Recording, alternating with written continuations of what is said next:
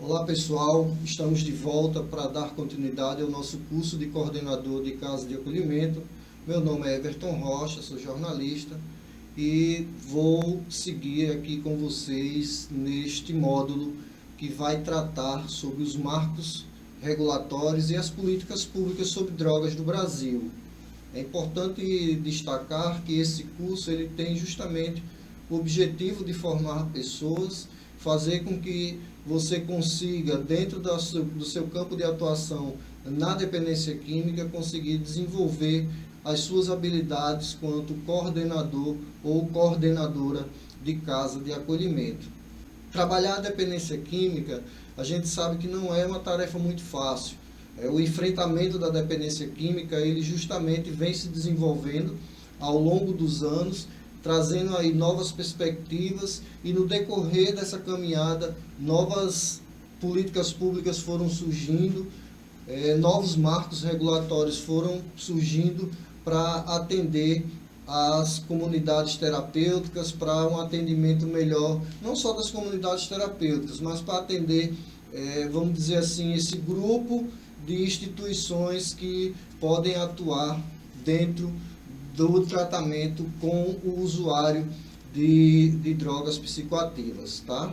E nós vamos tratar mais especificamente no decorrer, na caminhada aqui dessa aula, né? Então a gente vai entender um pouco das atribuições e das limitações, também vamos entender um pouco das responsabilidades, né, dentro da rede de atenção psicossocial, onde está inserido aí todo esse trabalho voltado para esse público que se encontra em vulnerabilidade socioeconômica, podemos dizer assim, e também vamos botar também do ponto de vista da saúde mental, e essas pessoas eles precisam desse suporte, e esse suporte ele precisa ser um suporte qualificado, né? Tendo em vista que o avanço, né, das políticas públicas, eles são justamente influenciados por os avanços científicos, pelas mudanças legislativas e também pelos novos paradigmas sobre o tratamento e a prevenção do uso das substâncias psicoativas. Então, nós vamos buscar esse entendimento, esse é o objetivo desse módulo, que é justamente oferecer para você, né, nosso aluno, uma compreensão mais detalhada dos marcos regulatórios que regem as políticas sobre drogas no Brasil. Vamos ter também assim uma abordagem dos aspectos legais, institucionais e práticos, né? E práticos também, porque isso aqui é importante. O objetivo do nosso curso é fazer com que você possa sair dessa situação teórica e partir para uma abordagem mais prática em relação a esses temas. Então, nosso objetivo, além de lhe chamar para a parte prática em relação aos marcos legais e as políticas públicas sobre drogas, é também gerar um impacto positivo diretamente no funcionamento das casas de acolhimento e das comunidades terapêuticas, partindo daqui, né, do pressuposto de que nós vamos fazer um curso, né, que vocês vão realmente assistir todas as aulas, que vocês vão ler os nossos materiais de apoio que estão aqui disponibilizados. Logo aqui embaixo estão disponibilizados para que você possam ter a sua carga horária complementar, tá bom, pessoal? Como vocês sabem, esse curso ele tem 80 horas, mas nós não temos como passar aqui 80 horas falando. Então vocês têm uma carga horária complementar, que é justamente o material de apoio que é para vocês fazerem a leitura, né? Como a apostila, todas as políticas, as leis, decretos, normas técnicas, eu estarei deixando aqui disponível para que vocês possam estar consultando. Existe também um grupo aqui de questões logo abaixo da apostila, para que vocês possam responder e assim ter uma fixação melhor dos conhecimentos que estão sendo abordados neste módulo, tá bom? E espero que vocês gostem, deixem seus comentários, aqui também dá para deixar um like, tá? Não é Instagram, mas deixa aí o like de vocês. Se tiverem alguma dúvida, algum comentário, deixa aqui pra gente que nós vamos acompanhar. tá bom? Nosso primeiro ponto de abordagem desta aula diz respeito justamente às mudanças de nomenclatura, algo que é muito importante para o tratamento da pessoa em situação de dependência química. É importante dizer que essas mudanças de nomenclaturas que existiram no decorrer da construção das políticas públicas e desses marcos, marcos regulatórios para as comunidades terapêuticas e casas de acolhimento, não se trataram de meras atualizações semânticas, tá? Não foi assim só para deixar a coisa mais pomposa, mais bonita. Na verdade, tem um objetivo, tá bom? Tem um objetivo.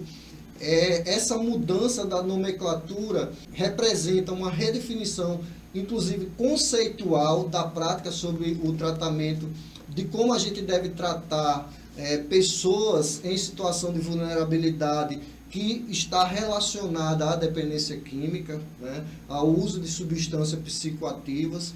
Então, termos que outrora eram utilizados como viciado, noiado, dependente químico, essas nomenclaturas, né, esses termos que eram utilizados, eles eram amplamente relacionados a uma forma muito, vamos dizer assim, pejorativa, tinha uma carga muito grande de estigma e de preconceito. Isso dificultava muito para que as pessoas, né, nessa situação, buscassem ajuda, porque começava pelas nomenclaturas, pelos termos pelos quais eles eram taxados, vamos dizer assim, e esses termos acabavam por desencorajar essas pessoas na busca por suporte, por uma ajuda profissional, e muitas vezes até para chegar para um amigo, para um familiar e dizer, estou com um problema, eu preciso de ajuda. Então foi muito importante essa mudança de nomenclatura, não só do ponto de vista semântico, mas também do ponto de vista de um tratamento mais digno e muito mais humanizado. Como eu falei, essa mudança de termo, ele prioriza justamente a dignidade, tá? A dignidade e a prevalecência dos direitos humanos, né? Ninguém merece estar sendo taxado de viciado, o viciado veio nos procurar, né? Isso é muito, muito feio, é muito degradante. Então, nós temos termos mais atualizados, como o usuário de drogas, pessoa em sofrimento psíquico relacionado à dependência química ou ao uso de substância, né? Usuário de substâncias psicoativas. Então, são termos que foram, vamos colocar que foram oficializados a partir do momento que eles começaram a ser introduzidos dentro das políticas públicas que foram e que estão sendo construídas para atender especificamente esse público que se encontra em sofrimento decorrente do uso de substâncias psicoativas, tá bom? Então é importante a gente pensar nisso.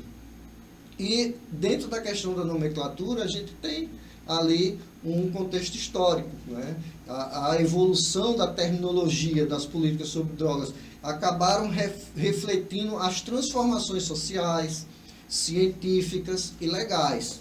Como vocês lembram, né, da aula passada, a gente estudou a história das comunidades terapêuticas e foi possível a gente perceber a evolução tanto nas formas de tratamento e acolhimento, como também uma evolução na quantidade de tipos de drogas, no crescimento do tráfico de drogas, no crescimento enorme da quantidade de pessoas em situação de dependência química, e a gente também pôde acompanhar o crescimento das comunidades terapêuticas, né, da quantidade, comunidade terapêutica, casa de acolhimento. Isso fez com que o governo começasse a prestar atenção e começasse a buscar alternativas de atendimento para essa população, que foram justamente esses marcos iniciais, esses marcos legais voltados para o atendimento dessa população. Então, no passado, termos como viciado, dependente químico, tóxico, o noiado, essas coisas elas eram amplamente utilizadas e frequentemente eles eram associados a estereótipos de negativos, estereótipos criminalizantes, né? Quando se falava num viciado, se pensava num marginal, né? Quando se falava num dependente químico, se pensava numa pessoa que estava ali à margem da sociedade e que descumpria as regras, né? As leis, o que não é verdade. Hoje nós sabemos, quanto profissionais atuantes dentro do campo da dependência química, que a dependência química ela afeta pessoas que não necessariamente cometem crimes para poder sustentar os seus vícios, mas que esses vícios eles acabam afetando suas relações familiares, suas relações, vamos colocar assim, comunitárias, suas relações laborais. Então, necessariamente o dependente, o usuário de substância psicoativa, ele tem que ser marginalizado, ele tem que ser um criminoso. Isso não é uma regra, tá certo?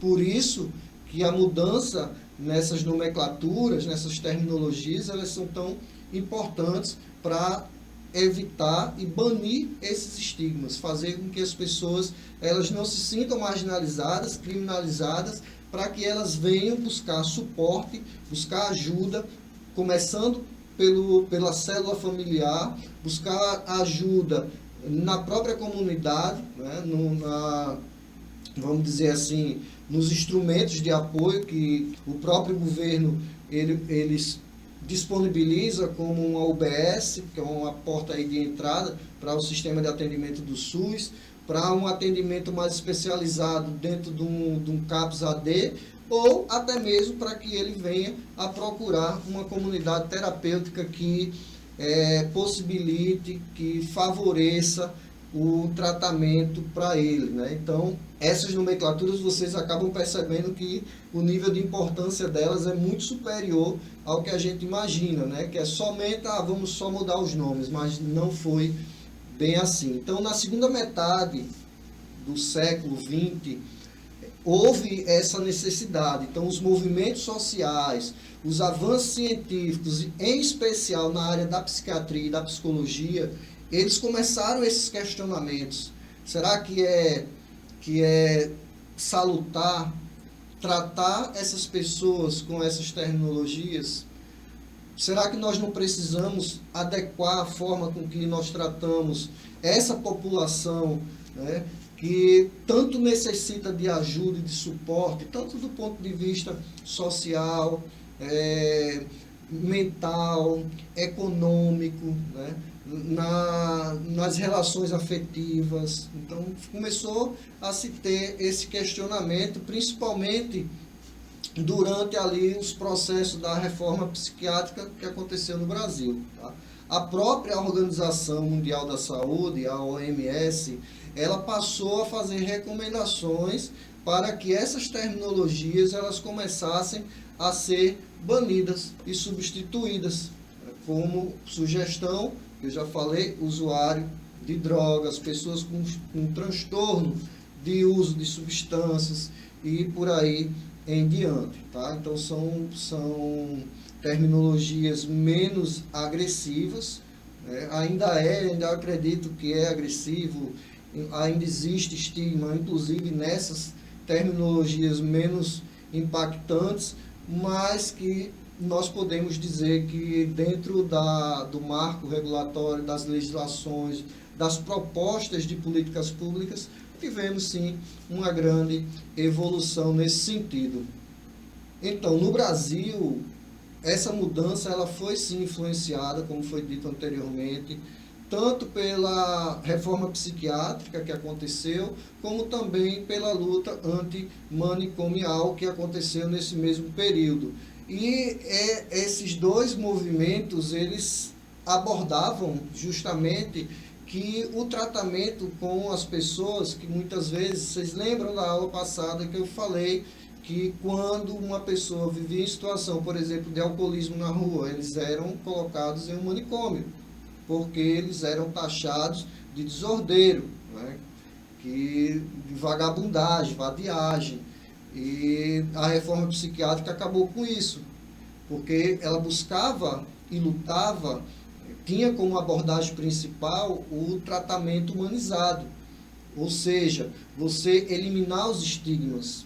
Quanto menos estigmas, melhores, para que as pessoas pudessem aí perder essa vergonha e buscar um atendimento de qualidade, um atendimento profissional. Então, assim, resumindo, o uso desses termos, eles eram muito estigmatizantes ali no século XX. Acredito que até no século XXI a gente também teve essa estigmatização. A influência dos movimentos sociais, científicos, foram fundamentais na redefinição de alguns desses conceitos, fazendo com que hoje a pessoa em situação de dependência química ela tivesse muito mais ânimo, tivesse mais encorajamento de vir buscar um atendimento especializado. Tá? Então, a substituição desses termos foi muito importante. Por quê? Quais foram os impactos da mudança de nomenclatura nesse sentido? Então, hoje nós temos estudos que eles demonstram claramente,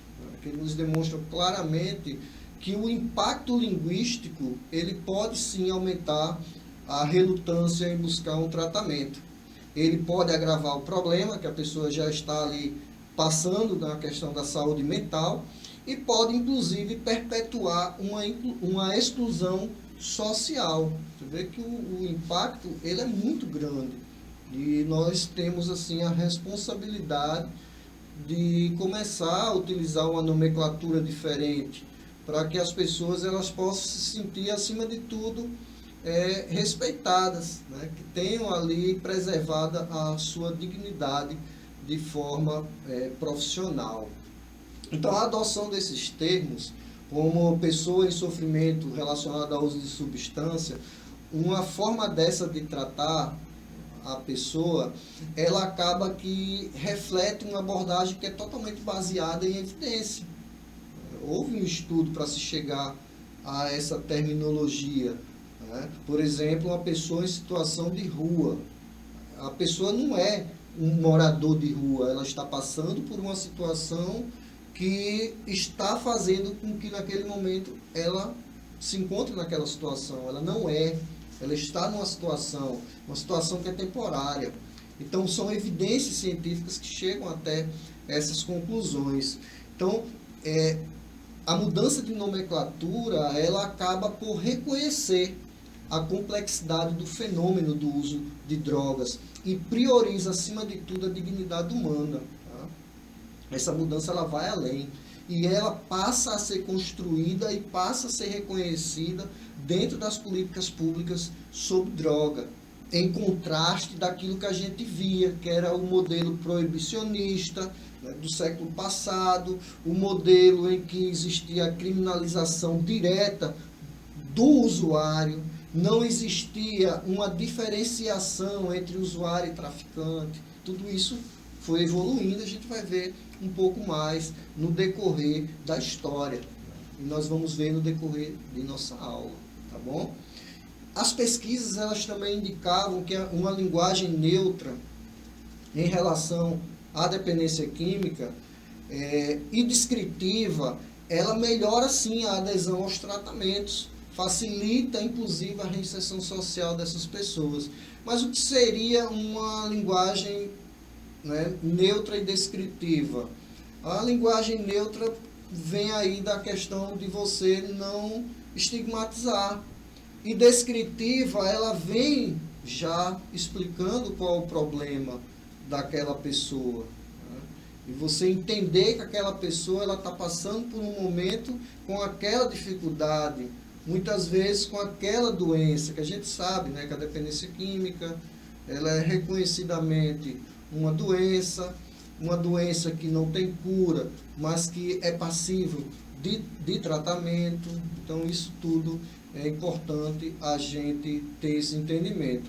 Então, os usuários de drogas, eles não se sentiam bem sendo tratados dessa forma. E com essas novas nomenclaturas, eles não se sentem mais criminalizados e eles acabam apresentando um engajamento muito maior em programas voltados para a sua saúde física e sua saúde mental, facilitando a inclusão social, a reinserção, né, ao mercado de trabalho, a reconstrução dos laços afetivos, familiares, tudo isso, só para a gente ter uma ideia. Então, relembrando, quais são os impactos positivos, né? A redução do estigma e a promoção da inclusão social, o alinhamento com políticas públicas mais humanizadas. Tá bom, pessoal? Vamos lá continuar. Então, nós temos hoje algumas referências normativas. As mudanças da nomenclatura, inclusive, elas estão respaldadas nos marcos legais normativos que acabam por refletir as abordagens mais humanizadas e abordagens, como eu já falei para vocês, com embasamento científico, com evidências. Né? Então, nós temos, por exemplo, a Lei 11.343 de 2006, que é a lei de drogas.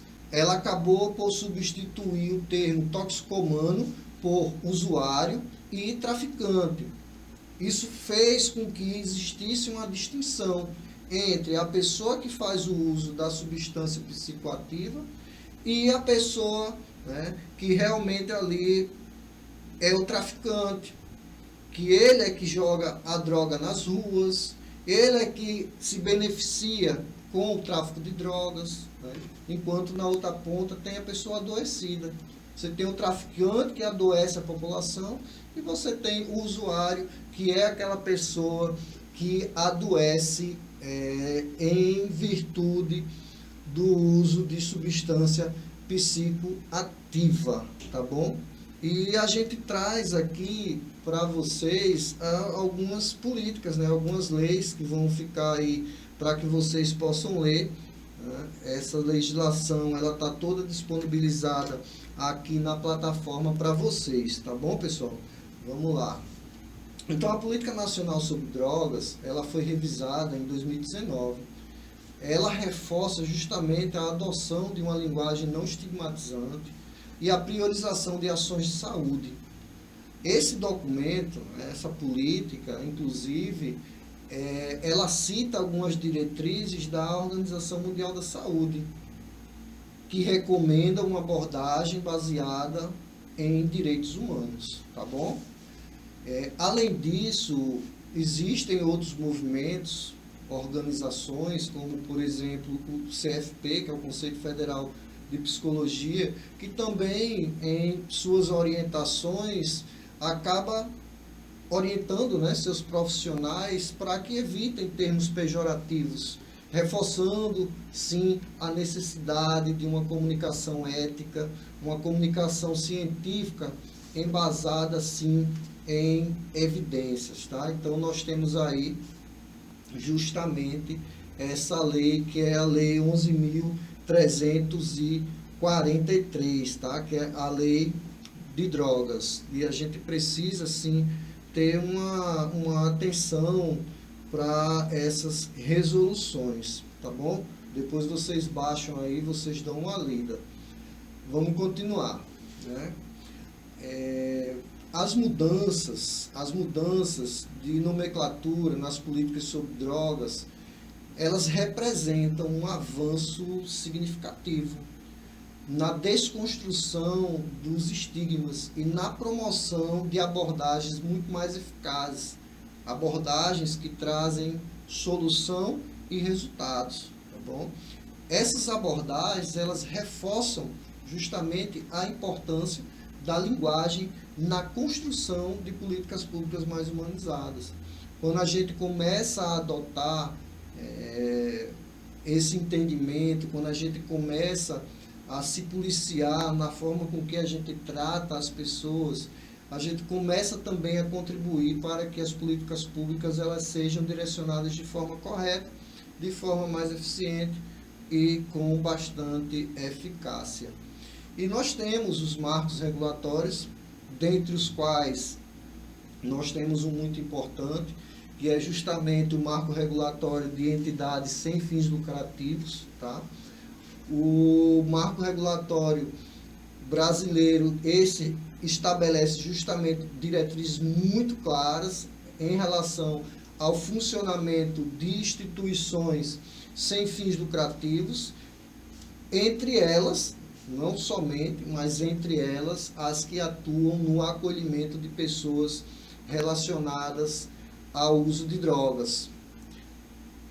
Essas organizações, nós sabemos, nós atuamos dentro delas, nós sabemos que elas desempenham um papel assim, fundamental para a população. E nós precisamos também entender, reconhecer e fazer com que os poderes constituídos entendam que as comunidades terapêuticas e as casas de acolhimentos, elas exercem um papel importante na construção das políticas públicas. Então, da mesma forma que as políticas públicas hoje dizem que as comunidades terapêuticas e as casas de acolhimento precisam seguir rigorosos critérios legais e éticos para garantir a qualidade dos serviços prestados, esses mesmos poderes, esses mesmos, vamos dizer, órgãos competentes, eles também devem abrir espaços para que profissionais da dependência química possam estar dentro da construção dessas políticas públicas, para que elas possam ser assertivas, elas possam ser direcionadas e que elas possam ser, acima de tudo, voltadas para essa população que vai se beneficiar das ações oferecidas, das atividades propostas. Tá?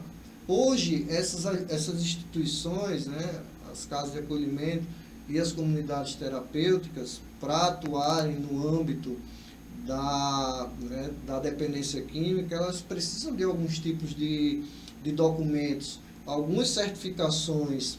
Essas entidades elas devem, inclusive, garantir a transparência na gestão dos recursos e na prestação de contas. Não somente na prestação de contas de recurso público, não, mas também de recursos aí que são oriundos da própria sociedade civil, da iniciativa privada. É muito importante que a gente preste conta do que está sendo feito com as doações que nós estamos recebendo. É importante que a gente divulgue os resultados que estamos alcançando, assim como também é importante a gente divulgar os desafios pelos quais nós estamos passando. Atualmente nós estamos passando aí por desafios grandes, com grupos de pessoas buscando a desmobilização das comunidades terapêuticas, das casas de acolhimento. Então nós precisamos realmente, eu sou defensor que a gente precisa se unir quanto movimento em prol do dependente químico, em prol das casas de acolhimento, comunidades terapêuticas, e seguir na rua e buscar aí o fortalecimento e não a desmobilização, né, a desestruturação das comunidades terapêuticas. Então, como eu falei, existem requisitos legais que instituições sem fins lucrativos elas precisam atender para garantir aí principalmente os recursos oriundos do poder público, tá? Porque o poder é público, mas o recurso é do público, tá? Então a gente precisa estar atento. Então as entidades sem fins lucrativos, elas que atuam principalmente no acolhimento e tratamento de pessoas em situação de dependência química, elas devem cumprir essa série de requisitos legais. Por exemplo, os parâmetros que estão estabelecidos na legislação, né, no Estado brasileiro. Quando eu falo de Estado, eu estou falando de Estado-nação. Então, precisa se cumprir com essas obrigações, com esses requisitos mínimos, né? Um deles que eu posso citar aqui é, por exemplo, a certificação de OCIP, né? Que atesta que aquela instituição ela é uma organização da sociedade civil e de interesse público, né? Que é o que significa justamente ali o OCIP, que é justamente um certificado de que aquela instituição ela presta relevantes serviços à sociedade. e que ela não tem um fim lucrativo, mas sim um fim social, tá certo? Além do credenciamento no Conselho Nacional sobre Políticas, né, sobre Drogas, que é justamente o CONAD. Então, é preciso estar ali também registrado em relação a isso. Então, a qualificação como OCIP, ela requer uma série de outros documentos, ela demanda uma série de outras necessidades para que se possa, né, chegar até lá. Esse reconhecimento de OCIP, ele é justamente regulamentado por uma outra lei, né, que é a Lei 9.790 de 99, e pelo decreto 3.100 também de 99, que regulamentou a lei, né? Então a gente tem a lei e tem o decreto que regulamenta aquela lei, que diz como vai funcionar, tudo direitinho. E tanto essa lei 9.790 quanto o decreto 3.100, ambos de 1999, eles acabaram conferindo, né, uma maior facilidade na celebração de parcerias com o poder público, além, né, de benefícios fiscais. Essa lei, esse decreto, gente, só para que não haja confusão, ela não é específica para casos de acolhimento e comunidades terapêuticas, tá bom?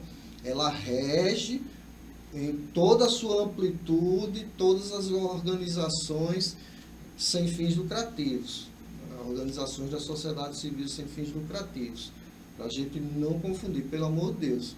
Então, para que se consiga esse título, né, de OCIP, a organização ela deve comprovar sua finalidade social, sua estrutura administrativa ela tem que ser adequada, e ela precisa também mostrar que tem transparência em todo o seu processo de gestão. Já o registro do CONAD é diferente, né? O registro do CONAD ele foi instituído também por uma normativa, a portaria 1075 de 2019, que diz que é obrigatório para as entidades que atuam na dependência química, que atuam na área dos trabalhos sobre drogas, né? Então, nesse sentido, é obrigatório e é direcionado, tá? Então, essa portaria ela é direcionada. Essa certificação, tá? Esse registro, na verdade, no CONAD, ele assegura, né, que os serviços que são prestados por aquela organização X de apoio, de acolhimento, né, para usuários de substâncias psicoativas estão alinhadas com as diretrizes nacionais das políticas públicas sobre drogas, da política pública sobre droga, né, que é a PNAD. Então, é muito importante. Então, aí a gente vê que a certificação como OCIP, ela é fundamental, tá bom? E o registro no CONAD, ele é obrigatório, tá bom? Você pode não ter lá o seu certificação de OCIP, mas vai dificultar o seu acesso, vai dificultar muita coisa para a instituição. Mas o registro no Conselho Nacional de Políticas sobre Drogas é obrigatório, tá bom? Aí é interessante a gente também falar, né, que diante de tantos marcos regulatórios que fortalecem, que incentivam, nós também precisamos destacar que com todos esses benefícios, né, vamos dizer assim, também vem grandes responsabilidades, né? O tio Ben do Homem-Aranha já dizia, né? Grandes poderes trazem grandes responsabilidades, e aqui não poderia ser diferente. Mas a gente não vai falar disso agora não, nós vamos para um breve intervalo, é o tempinho que a gente tem ali só para tomar uma água, e para que a aula também não fique muito longa, tá bom? E a gente volta justamente para falar da responsabilidade das entidades que atuam na dependência química.